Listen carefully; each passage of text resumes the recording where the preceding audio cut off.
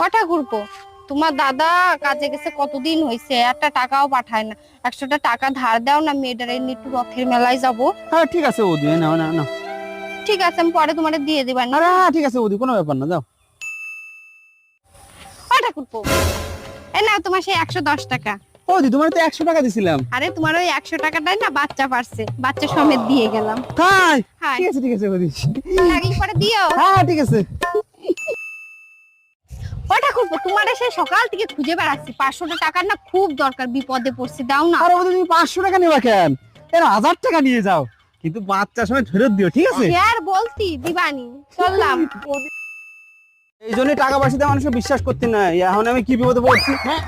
ও বৌদি শোনো শোনো, তুমি সে টাকাটা তো দিলে না আমার। কি কব ঠাকুরপো, তোমার ওই টাকাটা না বাচ্চা পাতি পড়ে গেছে। আমি সব কিছু জানি না, তুমি টাকা ফেলো তারপরে আনতে যাবা। এই টাকা দিয়ে দাও, এই টাকা দিয়ে দাও।